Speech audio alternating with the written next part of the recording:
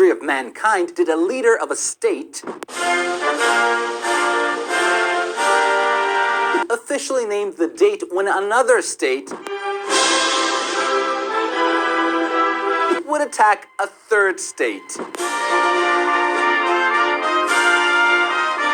US President Biden warned allies about Russia attacking Ukraine on February 16th. The Sun newspaper from the UK even went a step further, giving its readers the exact time when the invasion was going to happen on February 16th, 1 a.m. Well, February 16th went by and the invasion never happened. So what is really happening around Ukraine?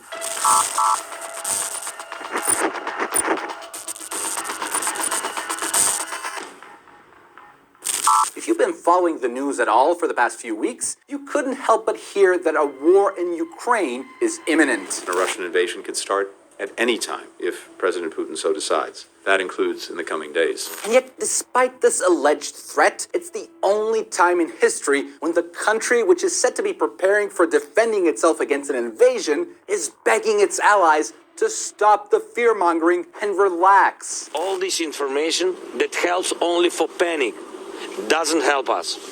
I mean, it would be intuitive that they would be the loudest, but instead they are begging the US to shut up. And it's no wonder Ukraine has had it. The whole American agitation around Ukraine lasted longer than the preparation for the Iraq War. But just like in 2003, the US is not providing any evidence for its claims. Now, this is derived from information known to the US government, intelligence information that we have declassified. I think you know. Okay, well, where is it? Where is this information?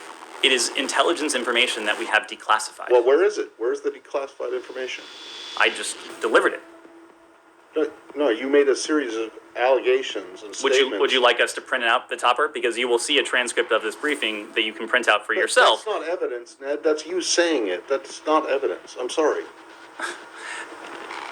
What would you like, Matt?